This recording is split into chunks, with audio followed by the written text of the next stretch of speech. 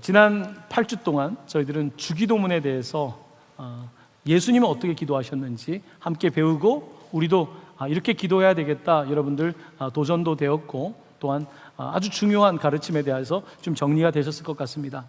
자, 오늘부터 6주 동안 여러분들과 함께 나눌 말씀의 시리즈는 목적을 향하여입니다. 목적이라는 단어를 마음에 두시고 목적을 향하여라고 하는 이 주제의 말씀을 요한복음을 중심으로 해서 여러분께 좀 말씀을 드리고자 합니다. 자, 이제 목적이라고 하는 화면을 보시면 목적 옆에 가로치고 미션이라고 되어 있습니다. 보통 미션하면 우리가 선교라고 생각하는데 미션은 목적에 가까운 단어입니다. 자, 그런데 이 미션이라고 하는 이 단어는 라틴 말에서 왔는데요. 이 뜻은 뭐냐면 보낸다는 뜻입니다.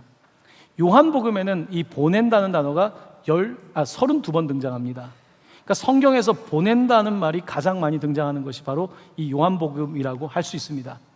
하나님은 보내시는 분입니다. 목적을 달성하기 위해서 보내시는 분이고 바로 그 보내심을 받은 사람들이 함께하는 일이 선교인 것입니다. 바로 거기에 대해서 6주 동안 말씀을 드리고자 하는데 이 목적을 중심으로 해서 두 개의 주제가 있습니다. 첫 번째는 목적이 있는 하나님. 하나님은 선교적 하나님이라고도 할 수 있고 목적이 있는 하나님, 미셔널 갓. 하나님은 목적 있는 하나님이시라는 것입니다. 그래서 오늘은 선교적 하나님에 대해서 말씀을 드리고요. 다음 주에는 예수 그리스도께서 어떻게 선교적 삶을 살았는지에 대해서 말씀드리고 그 다음 주에는 성령께서 어떻게 이 지저스 예수님이 하셨던 일을 하나의 운동으로 무브먼트로 바꾸셨는지에 대한 성령의 선교적 운동에 대한 말씀을 드리겠습니다. 자, 그리고 그 다음 세 번은 목적이 있는 교회, 미셔널 철치, 선교적 교회에 대한 말씀을 드리겠으며 첫 번째로는 어떻게 하면 우리가 문화를 품는 선교적 교회가 될 것인가, 두 번째는 세계를 품는 선교적 교회라는 주제, 마지막은 요한복음 전체의 주제인 보내심을 받은 선교적 교회는 무엇인지에 대해서 6주 동안 함께 말씀을 살펴보도록 하겠습니다. 오늘 여러분들과 함께 목적이라는 단어에 대해서 좀 생각해 볼 텐데요. 여러분들 좀 여러분의 삶에도 목적에 대해서 생각해 보시기를 바랍니다. 요즘 올림픽이 한창입니다. 사실 올해 올림픽에 저도 개인적으로 큰 관심이 있진 않았는데 개막식이 언제인지도 잘 모르고 있었다가 이제 개막식 이야기를 듣고 하면서 이제 금메달 소식도 들리고 한국 선수들이 애쓰는 모습을 보면서 이제 하나하나 영상을 보다 보니까 야, 진짜 우리나라 선수들 대단하다. 진짜 얼마나 수고했을까. 메달을 따든 따지 못하던 그런 마음이 많이 듭니다.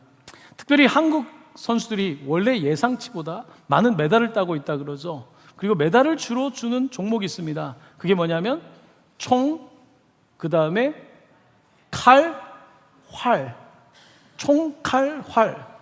남들이 들으면 아니 이 나라는 어떤 나라인가 굉장히 두려움을 느끼게 하는 바로 우리 대한민국 사람들인 것 같습니다. 총, 칼, 활. 이 모든 특징은 뭡니까? 목적이 있죠. 타겟가 있는 거죠. 총을 쏘고 화살을 당기고 그리고 칼로도 정확하게 얼마 보이지 않는 그 표적을 향해서 칼을 휘두르는 것을 볼 수가 있습니다. 참 우리나라 사람들이 갖고 있는 여러 가지 특징 가운데 굉장히 목적에 강하고 상당히 집중력이 뛰어나다는 것을 볼 수가 있습니다. 특별히 이번에 양궁이 세계에서 회자가 되고 있죠. 40년 동안 계속해서 금메달을 따고 있으니까요. 한 번도 놓치지 않았다는 겁니다. 우리 교회가 48주년입니다. 40년 동안 금메달을 땄다는 거 여러분 상상하기 어려운 겁니다. 88 올림픽 때부터 지금까지 놓치지 않고 그 정도로 우리나라 사람들이 어떤 목적 방향을 향해서 나아가는 데 있어서는 상당히 뛰어나다는 겁니다. 왜 한국 사람들이 이렇게 특별히 이렇게 관역을 맞추고 하는 걸 잘할까 하면서 한국 사람들이 가지고 있는 그 손놀림에 대한 이야기를 많이 하죠. 특별히 이제 젓가락 문화권인 이 동아시아가 잘한다고 하는데 특별히 우리나라 사람들은 유일하게 쇠젓가락을 사용하는 사람들이라고 합니다. 그냥 젓가락도 아니고 쇠젓가락을 사용하려면 보통 일이 아니거든요. 손 근육이 발달되면 뇌가 발달한다 그러죠. 조사가 연구가 좀 더 필요하겠지만 우리가 어쨌든 목적에 대해서 굉장히 집중할 수 있는 고도의 능력을 가지고 있는 것은 사실입니다. 뭐 그런 결과 때문이겠죠. 우리가 고도의 경제 성장을 했고 또한 기술 발전도 많이 이루었습니다. 뿐만 아닙니다. 지금은 한국 문화가, 한류가 전 세계 사람들에게 각광을 받고 있는 겁니다. 음식도요. 한국 사람들만큼 까다롭게 입맛도 있고 음식을 만드는 사람들도 사실은 많지가 않습니다. 해외 나가보면 여러분들 느끼실 겁니다. 이제 이 정도로 한국이 정말 왔는데요. 그래서 우리나라가 가지고 있는 어떤 목적이 있었던 것 같습니다. 잘 살겠다는 목적도 있었고 어떤 선한 목적이 계속해서 이 나라 이민족을 이끌고 있다는 생각을 합니다. 여러분, 목적하면 요즘 여러분들은 어떤 생각을 하십니까? 2002년도에 한 목사님이 책을 썼는데 전 세계에 이렇게 베스트셀러가 될 줄 몰랐던 책이 있습니다. 여러분도 많이 그 책을 접해 보셨을 겁니다. 그 책은 바로 목적이 이끄는 삶이란 책입니다. 릭 워렌 목사님이 쓴 책인데 Purpose Driven Life라고 하는, 목적이 이끄는 삶이라고 하는 책입니다. 이 책이 내용 자체가 그렇게 사실은 대단해 보이는 책은 아니라고 할 수 있는데, 왜 이렇게 그 책이 나오고 나서 얼마 안 돼서 3천만 부가 팔렸다고 하니까 이렇게 책이 많이 팔렸을까? 바로 목적이라는 단어 때문인 것 같습니다.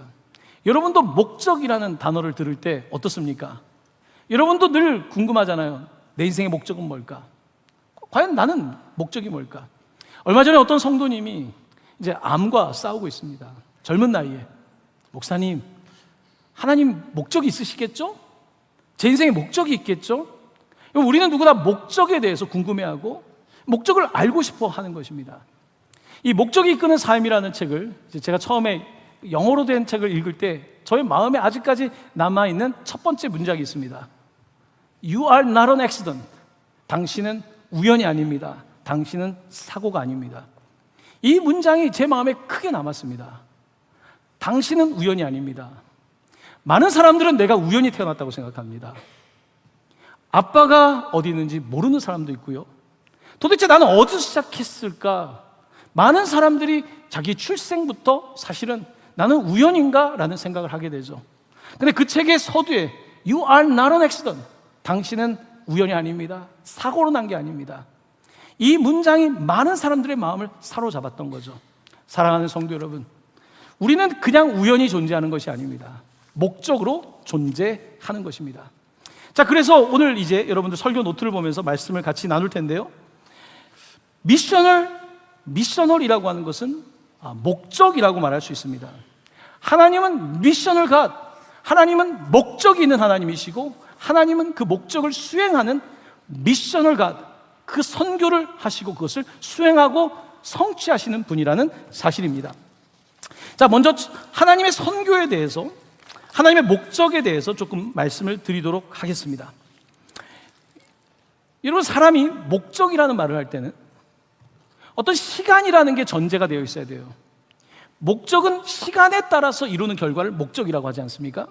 자, 오늘 요한복음은 이렇게 시작이 되고 있습니다. 태초에 말씀이 계시니라. In the beginning. 태초에 말씀이 계시니라. 여러분, 성경은 처음에 창세기도 그렇고 창세기를 빼어 닮은 요한복음도 그렇고 시간을 말하고 있습니다. 많은 책들이 여러분 시간을 말하고 있지 않습니다. 많은 세상의 종교는 시간을 말하고 있지 않아요. 시간을 잘 몰라요. 그냥 늘 돌고 도는 그런 세상을 말하거든요. 하지만 성경은 우리에게 직선적 시간관을 말하고 있습니다. 처음부터 마지막까지, 알파와 오메가, 처음과 마지막에 관해서 말씀하고 있고, In the beginning, 태초에 말씀이 계셨다. 목적이 있었다는 것입니다. 하나님은 우연히 세상을 만든 것이 아니라 우연이 아니라 목적을 가지고 만드셨고, 하나님이 목적이 있는 하나님이라고 가르치고 있는 것입니다. 자, 목적이 있다는 것과 우연이라고 생각하는 사람은 인생에 큰 차이가 있습니다. 어떻게 하다 보면 잘 되겠지 하는 사람이, 여러분, 인생에서 물론 정말 확률적으로 거의 불가능하지만 우연히 어떻게 되는 일들이 있을지 모르겠지만요, 사실은 우연은 하나님의 방법은 아닙니다. 하나님은 목적을 갖고 이 땅을 창조하셨고 목적대로 이끌고 계시는 것입니다. 여러분에게는 목적이 무엇입니까? 그냥 어떻게 하다 보면 되겠지라고 생각한다면 기독교의 가르침의 요체를 놓치고 있는 것입니다. 세상의 많은 종교는 순환적 시간관을 가리킵니다. 윤회의 시간을 가리키고요. 그러니까 시간관념이 약해요. 여러분, 기독교가 발달된 나라가 시간관이 정확합니다. 굉장히 뛰어난 시간관을 갖고 있습니다. 하지만 어떤 다른 문화권에 가면요, 시간에 대한 개념이 없어요. 그래서 항상 늦어지고 이렇습니다. 목적지향적인 사람들이 시간에 분명하거든요. 태초에 말씀이 계셨다. 그래서 말씀이라고 하는 것은 로고스라고 원어에 되어 있는데요, 태초에 원리가 있었다, 논리가 있었다, 하나의 원칙이 있었다. 태초에 하나의 디자이너가 갖고 있는 하나의 설계도가 있었다. 바로 이렇게 우리가 이해할 수 있습니다. 하나님은 그냥 우연히 세상을 만든 것이 아닙니다. 어떻게 재미로 만든 것이 아니라 하나님은 분명히 목적을 가지고 태초에 말씀으로 세상을 창조하셨다는 것입니다. 그냥 아무 말이나 해서 아무거나 생긴 것이 아니라 하나님의 계획과 질서대로 빛을 창조하시고 궁창을 창조하시고 그리고 그 모든 생물들을 창조하신 것입니다. 하나님의 목적대로, 말씀대로, 원칙대로 그렇게 세상을 만드셨다는 것입니다. 하나님께서 만드신 세상을 보시고 하나님께서는 하나님이 보시기에 좋았더라, 하나님이 목적대로 될 때 좋았다, 하나님의 목적대로 될 때 선하다라고 말씀하고 있는 것입니다. 자, 그런데 하나님의 목적대로 창조된 세상이 하나님의 목적에서 벗어나기 시작했습니다. 하나님이 보시기에 좋아야 되는데 사람이 자기가 보기에 좋은 것을 선택합니다. 하나님께서는 동산 나무의 모든 실과를 먹되 중앙에 있는 선악과를 먹지 말라고 하셨습니다. 말씀하셨습니다. 그런데 이 말씀을 듣질 않습니다. 원칙에서 벗어나기 시작합니다. 왜냐하면 하나님이 보시기 좋은 게 아니라 내가 보기에 보암직한 선악과를, 내가 보기에 먹음직한 것을 가지려고 하고 하나님의 목적에서 벗어나게 되는 것입니다.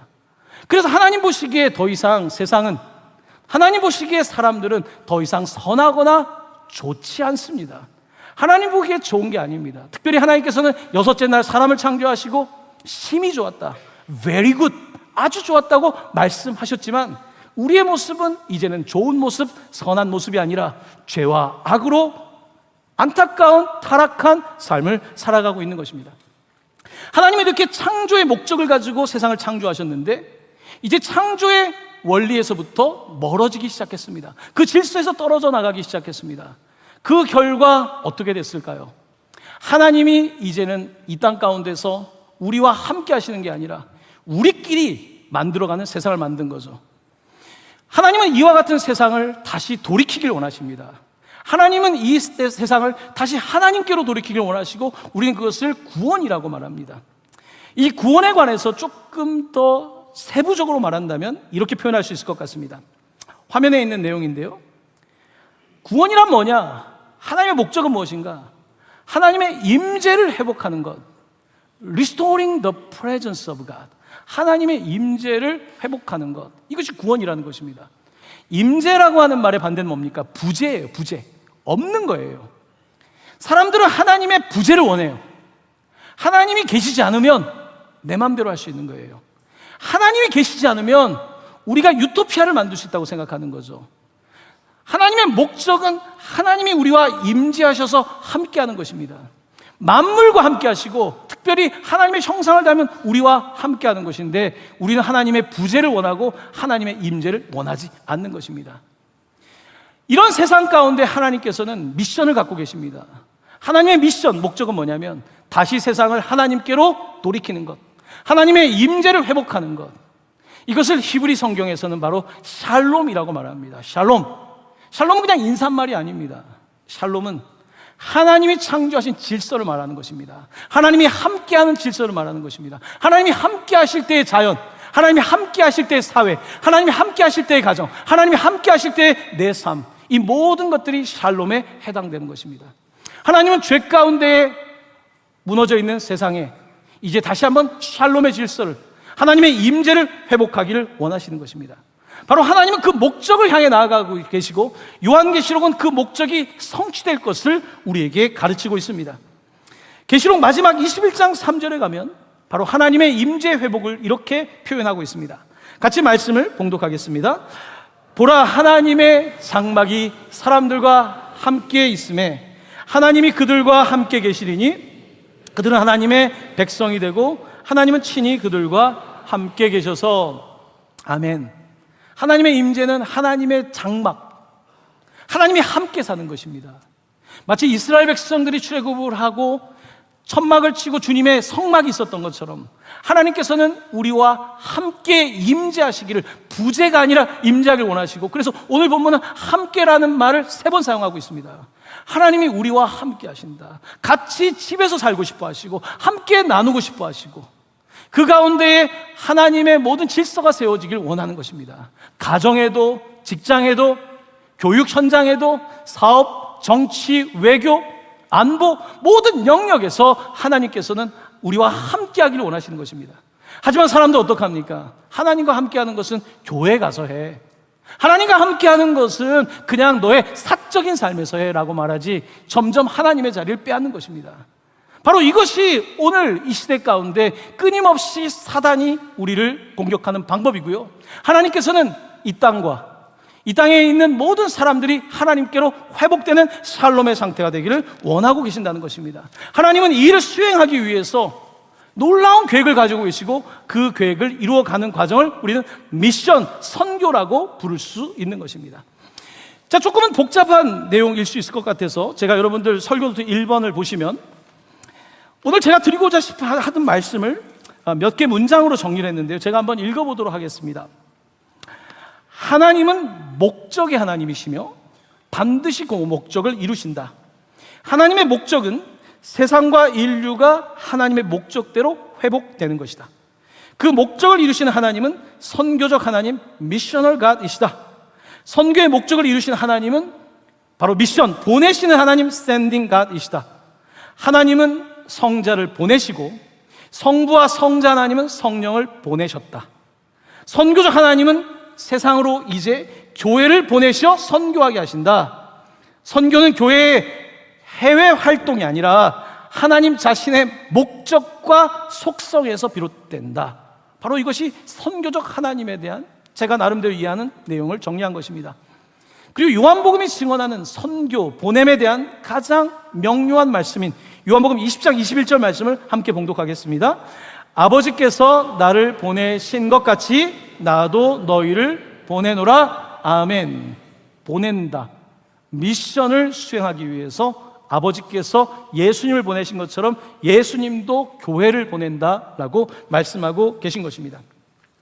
자, 두 번째, 선교적 하나님에 대한 속성에 관해서 말씀을 드리면서 선교적 삼위일체, 미셔널 트리니티에 대해서 말씀을 잠깐 드리고 선교적 교회에 대해서 같이 이어서 말씀을 드리도록 하겠습니다. 하나님을 우리는 삼위일체 하나님이라고 고백합니다. 이것은 전 세계의 어떤 종교에도 없는 아주 특이한 방식의 하나님에 대한 이해입니다. 어떻게 하나가 셋이 될까요? 이런 이해는 사람들에게 이해시키기가 너무 어려워요. 선교 현장에서 가장 가르치기 어려운 것이 삼위일체예요. 여러분에게도 삼위일체가 어렵지 않습니까? 사람들에게 삼위일체 설명하면 잘 이해를 못해요. 도대체 이게 우리의 개념으로 정리가 안 되는 거거든요. 이 삼위일체에 하나님의 독특한 속성과 그의 미션이 있습니다. 자, 바로 이 하나님은 바로 어떤 분이냐면 바로 보내시는 하나님입니다. 삼위일체 하나님은 아버지가 예수님을 보내시고 성자를 보내시고 예수님이 죽으시고 부활하시고 승천하시고 나서는 성경은 성부와 성자가 성령을 보냈다고 말씀하고 있습니다. 하나님의 미션, 하나님의 목적은 바로 세 분이 연합하여 이루어 가신다는 것입니다. 바로 세 분이 보내고 보내심을 받아서 그 일을 행하신다는 것입니다. 여러분, 우리가 직장 생활하면서 가고 싶은 부서가 있고 내가 하고 싶은 일이 있잖아요. 내가 보냄을 받고 싶은 게 있잖아요. 자, 그런데 예수님께서 보내심을 받은 곳은 좋은 곳이 아닙니다. 하늘 보좌를 버리고 이 땅으로 오는 거예요. 누가 그런 것을 가고 싶겠습니까? 삼위일체 하나님은 어떤 분이냐? 하나님의 목적, 하나님의 구원, 바로 우리 인류를, 세상을 하나님의 임재로 부르기 위해서 함께 연합하여 서로 일을 행하시는 분인데, 보내시고 보내심을 받는 바로 미셔널 갓이라고 성경 우리에게 말씀하고 있는 것입니다. 우리 주님께서는 이 땅에 오셔서 그 미션을 수행하기 위해서 나의 미션이 아니라 아버지의 미션을 생각했는데, 요한복음 10장 30절은 이렇게 가르치고 있습니다. 나와 아버지는 하나이니라 하신대. 나와 아버지는 하나다. 바로 트리니티, 바로 보낸 자나 보내심을 받은 자가 동일하게 하나님의 목적을 이룬다는 것입니다. 바로 구원을 위하여서 하나님과 성부 또한 성령 하나님이 그 일을 행하고 계신다는 것입니다.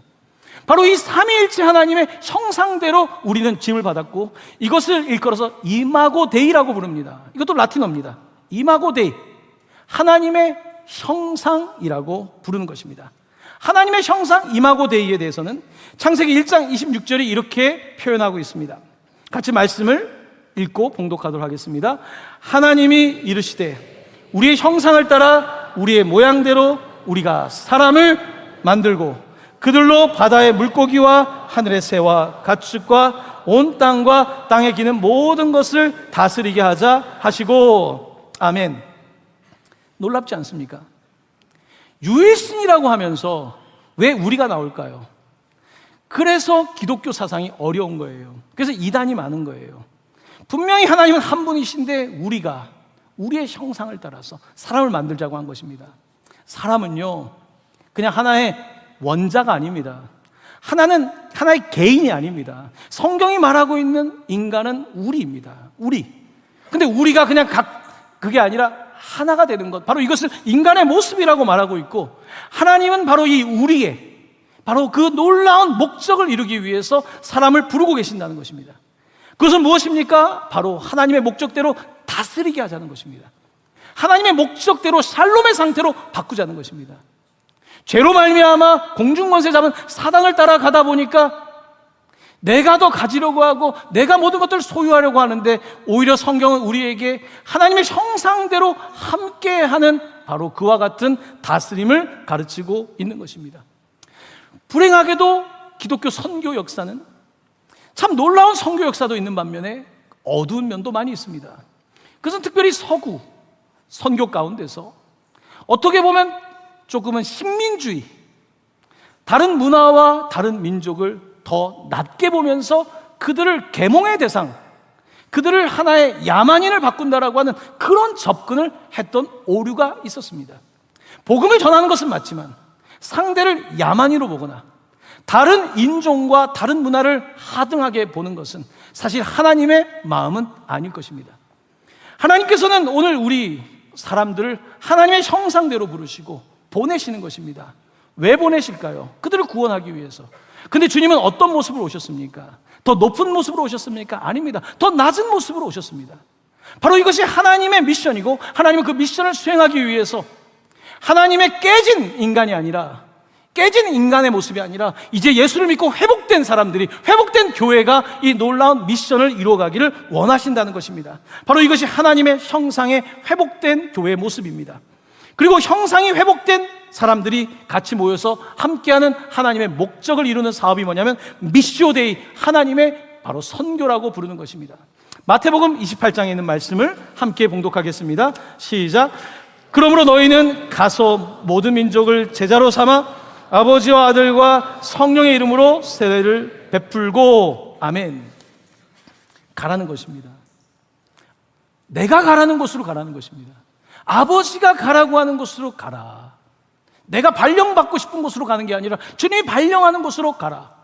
내가 원하는 사람이 아니라 모든 민족으로 제자를 삼는데, 바로 아버지와 아들과 성령으로, 바로 삼위일체 하나님, 서로 이 목적을 위하여서 하나였던 하나님의 모습으로 그의 이름으로 세례를 베풀고 그들을 가르치고 그들을 제자 삼으라고 말씀하고 있는 것 아니겠습니까? 바로 선교란 무엇입니까? 하나님이 선교적 하나님이에요. 하나님의 미션을 가지세요. 하나님은 반드시 목적을 이루시는 분이고, 그 목적을 이루기 위해서 아들을 보내셨고 성령을 보내셨고, 그리고 이제는 교회를 보내시는 것입니다. 하나님은 그렇게 우리가 하나님의 놀라운 미션의 목적에 동참하기를 원하시는 것입니다. 바로 이것이 하나님의 구원의 역사인 것입니다. 자, 이제 세 번째로 넘어갑니다. 자, 그러면 하나님의 궁극적 선교의 방향과 방법은 무엇입니까? 라고 하는 질문입니다. 어떻게 선교하는 것이 성경적인 것일까요? 어떤 선교 방법을 따라야 될까요? 첫 번째입니다. 바로 하나님의 선교 방법은 성육신, 말씀이 육신이 되는 것입니다.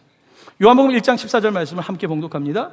말씀이 육신이 되어 우리 가운데 거하심에 우리가 그의 영광을 보니 아버지의 독생자의 영광이요 은혜와 진리가 충만하더라. 아멘. 말씀이 육신이 되었다. 이것은 가장 파격적인 복음입니다. 하나님은 말씀으로 세상을 창조하지 않았습니까? 말씀만 하셔도 되는데 말씀이 육신이 되었다는 것입니다. 로마와 그리스의 신들은요, 말만 합니다. 그들을 숭배하는 귀족들은요, 말만 해요. 종들이 일하는 거예요. 그냥 앉아서 누리는 게 귀족이 하는 거고 신들이 하는 거예요. 그들 천상의 잔치인 거예요. 자, 그런데 우리가 믿는 하나님은 말씀만 하셔도 되는데 말씀이 육신이 되었다는 거예요. 오늘 우리가 성찬을 하지만 그가 살과 피로써 이 땅 가운데 오셨다는 것입니다. 왜요? 왜 그렇게 복잡하게 합니까? 하나님의 사랑은요, 단순하지 않아요. 말로 하는 게 사랑이 아니지 않습니까? 하나님의 사랑은 하나님이 머리가 나빠서가 아니라 하나님의 사랑은 실제로 육신이 되는 것이고 살과 피가 되는 것이고 하나님은 그것을 선교의 방법으로 제시하고 있는 것입니다. 그래서 예수님께서 이 땅 가운데 가장 미련한 십자가의 방법으로 오셨고, 많은 사람들은 똑똑한 척을 하고 내 계산을 따르고 있지만 그들의 계산이 아무것도 아닌 것은 바로 십자가의 능력이, 바로 그 복음의 능력이, 바로 그가 했던 미션이 많은 사람들에게 생명을 주었기 때문인 것입니다. 바로 그 예수님의 선교는 바로 성육신의 선교였고, 빌립보서 2장 6절 8절은 이렇게 가르치고 있습니다. 같이 말씀을 봉독합니다. 그는 근본 하나님의 본체시나 하나님과 동등됨을 취할 것으로 여기지 아니하시고 오히려 자기를 비워 종의 형체를 가지사 사람들과 같이 되셨고 사람의 모양으로 나타나사 자기를 낮추시고 죽기까지 복종하셨으니 곧 십자가에 죽으심이라. 아멘. 아멘. 바로 이것이 우리 주님의 선교인 것입니다. 바로 이것이 우리 주님 예수님의 선교였던 것입니다. 다음 주에 그의 선교적 삶에 대해서 더 구체적인 말씀을 드리겠습니다. 바로 이 선교를 위해서 그러면 교회는 어떻게 해야 되는가? 우리가 요한복음을 중심으로 말씀을 읽고 있는데, 요한복음은 성만찬에 대한 이야기뿐만 아니라 우리에게 놀라운 이야기를 하고 있습니다. 그것은 사복음서에서 유일하게 세족식을 기록하고 있습니다. 선교는 어떻게 하는 것인가? 앞으로 너희들은 어떻게 선교해야 되는가? 가장 놀라운 말씀이죠. 요한복음 13장 14에서 15절 말씀입니다. 같이 말씀을 봉독하겠습니다. 내가 주와 또는 선생이 되어 너희 발을 씻었으니 너희도 서로 발을 씻어주는 것이 옳으니라. 내가 너희에게 행한 것 같이 너희도 행하게 하려 하여 본을 보였노라. 아멘. 주님의 몸이 되는 것입니다. 말로 하는 것이 아니라 몸으로 하는 것, 바로 이것이 선교의 핵심이라고 가르치고 있는 것입니다. 올해 우리가 목적을 향해서 나아가고 있습니다. 올해는 제가 테러블 2살이라고 말씀드리면서 뭐든지 시도하자고 하면서 예수의 이름으로 일어나자고 말씀을 드렸습니다. 이번 올 초에 우리 교회는 선교적 교회가 되기를 선포하고, 그 어느 해보다도 선교에 많은 재정과 여러 성도님들의 노력으로 함께하고 있습니다. 여러분 올 초에 기억나십니까? 들어오실 때에 비행기표 받으셨죠? 비행기표 받아서 내가 가고 싶은 나라, 오래 가지 못하지만 기도하겠습니다. 심지어 제가 땅콩도 드렸잖아요. 땅콩 드신 거 기억납니까? 네, 비행기에서 주신 그 땅콩보다 더 맛있는 땅콩을 드렸잖아요. 올해 우리 교회의 목표는 선교하는 것입니다. 선교지로 나아가는 것입니다. 그래서 그 어느 해보다도 열심히 선교를 하고 있고 그 일을 위해서 애를 쓰고 있습니다. 얼마 전 베트남 선교를 다녀오면서 선교가 이런 것인가에 대해서 다시 한번 도전을 받았습니다. 이제 8년째 베트남 선교를 하고 있는 저희 동강교회 출신이신 안성호 선교사님께서 예수 소망 캠프를 8년째 아이들과 진행하고 있습니다. 이곳에는 한배 가족, 한국과 베트남 부부가 가정을 이룬 아이들도 있고요, 특별히 미혼모, 혼자서 어렵게 자녀를 키우고 있는 상당히 가난한 지역에 있는 아이들이 많은 곳입니다. 예수 소망 캠프라는 글씨를 볼 때에 가슴이 너무나 뭉클했습니다. 신방을 가서 보니까 집들이요, 너무 초라하고요, 이들 가운데 뭐가 아무것도 없는 거예요. 그들의 소망이 뭘까요? 예수 소망. 그냥 우리가 늘 들을 수 있는 말이지만 예수 소망. 저들에게는 예수님이 소망이 되는 거야. 예수 소망 캠프를 하면서 우리 아이들과 함께 찬양하고 같이 말씀을 나누고 같이 준비해간 여러 가지 아트, 크래프트 이런 거 만들고 이런 걸 했습니다. 찬양할 때요, 옛날 우리 성경학교를 보는 것 같았습니다. 막 싹트네 막 이런 거 하면 꼬마아이들은 좋아하지만 중고등부는 안 하지 않습니까? 거기는 중고등학교 애들도 똑같이 해요. 옛날에 우리의 모습을 보는 것 같아요. 성경학교를 9시부터 하는데 7시부터 와서 기다립니다. 권사님들이 밥을 해준 것처럼 거기에 베트남 권사님이 아이들에게 밥을 해주고요, 간식을 먹고요, 장로님들이 아이스크림을 사주고요. 그 아이들에게는 잊지 못할 시간이에요. 물총놀이를 하고 말씀을 듣고, 기도 시간이 되면 악기 소리도 없어요. 우린 기도할 때 요즘 악기 소리 없으면 기도 못 하잖아요. 아무런 악기 소리 없어요. 불 꺼야 기도하잖아요. 대낮이에요. 얼마나 같이 뜨겁게 기도했는지 모릅니다. 같이 그 친구들과 함께 정말 소망, 그냥 붙잡을 게 없으니까 같이 기도를 하면서, 이제 마지막 시간에 우리 선교팀이 준비해 갔던 것은 세족식이었습니다. 이 세족식을 하는데요, 이 대야가 많이 준비가 되지 않아서 큰 대야에 물놀이를 하고 나서 이제 같이 그룹으로 발을 씻어주는데요, 우리 성도님들이 발을 씻어주고 한 명 한 명 정말 귀하게 오늘 말씀처럼 섬기는 일을 했죠. 그리고 이번에 이제 선교를 가면서 어떤 분이 양말을 주셔가지고 이제 양말을 이제 신겨주는데요, 거기 하트 모양이 있더라고요. 그 양말을 보는 순간 얼마나 가슴이 뜨거워졌는지 몰라요. 그래서 아이들의 발을 닦아주고 아이들의 이제 양말을 한 명 한 명씩 우리 가신 장로님들, 우리 집사님들이 신겨주는데요, 여러분 참 감사한 건요, 이 선교를 가면 우리가 뭔가를 하는 것 같지만 사실은 우리가 더 큰 사랑을 받아요. 내가 저들의 발을 닦아주는 것 같지만요, 오히려 내가 더 그들을 통해서 도전을 받는 거죠. 이 아이들과 같이 발을 닦고 양말을 신기고 같이 밥을 먹고, 짧은 시간이지만요 너무 귀한 거죠. 어떤 분들은 단기 선교를 가면 이런 말을 하기도 해요. 그렇게 비행기 표에다가 숙박에다가 돈을 씁니까? 차라리 돈을 보내지. 차라리 돈을 보내서 선교하는 게 낫지 않습니까? 여러분, 그럼 예수님을 왜 보내셨습니까? 하나님은 그렇게 복잡하게 예수님 보냅니까? 예수님까지 보낼 정도로 그렇게 해서 구원을 합니까? 하나님 말씀만 하시면 되는 거 아닙니까? 하나님이 그걸 몰라서 못 하시는 겁니까? 아닙니다. 하나님이 생각하는 생명은 그것이 아닙니다. 돈으로 해결하는 게 생명이 아닙니다. 부족하지만요, 같이 가서 나누고 같이 가서 우리도 배우고, 바로 그것이 교회의 모습인 거예요. 그게 선교인 것입니다. 사랑하는 성도 여러분, 물론 꼭 해외에 나가야지만 선교만은 아닙니다. 하나님의 목적, 하나님이 없는 곳에, 하나님이 부재한 곳에 가서 하나님의 임재를 우리가 드러내는 것. 내가 정말, 나도 예전에는 하나님 믿지 않고 죄 가운데 살았지만 예수 믿고 이제 하나님의 형상이 회복돼서, 부족하지만 나를 통해서 하나님이 드러나고, 우리가 함께 찬양하고 기도하고 섬길 때 하나님이 드러나는 것, 바로 이것이 미션입니다. 바로 이것이 미셔널 처치, 선교적 교회가 가야 되는 것입니다. 그동안 우리는 이렇게 생각을 했습니다. 우리 교회가 선교합니다. 단기 선교도 하고 선교합니다. 우리 교회가 선교한다, 교회가 선교를 한다고 생각해요.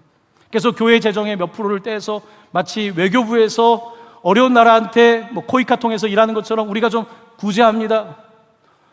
그동안 교회는 교회가 선교를 한다고 생각했어요. 그런데요, 사실은 그게 아닙니다. 교회가 선교를 하는 것이 아니라 선교가 교회를 하는 것입니다. 다시 말씀을 드립니다. 교회가 선교하는 것이 아니라 선교가 교회를 하는 거예요.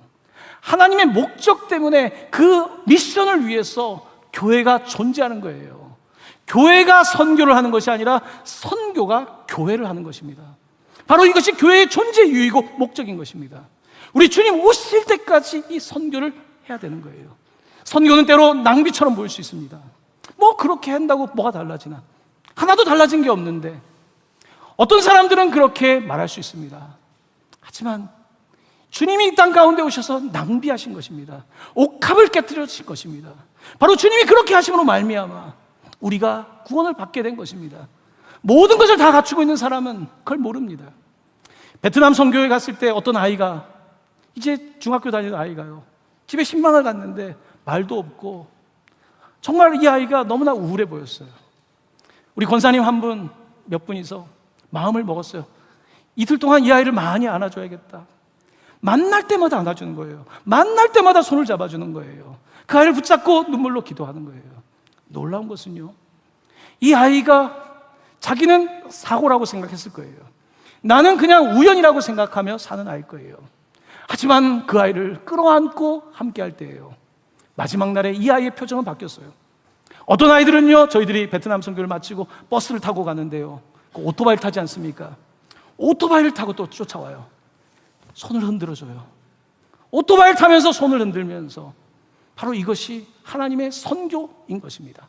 사랑하는 성도 여러분, 교회가 선교하는 것이 아닙니다. 선교가 교회하는 것입니다. 우리가 뭘 하는 게 아니에요.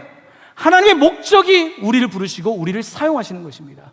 우리는 선교적 교회입니다. 사랑하는 성도 여러분, 함께 이 놀라운 미션, 선교를 믿고 감당하실 때에 하나님께서 세상의 빛 동강교회 은혜 위에 은혜를 더하시고 복의 복을 더하시고 땅끝까지 이르러 복음 전하는 놀라운 교회 될 수 있기를 우리 주 예수 그리스도의 이름으로 간절히 축원합니다.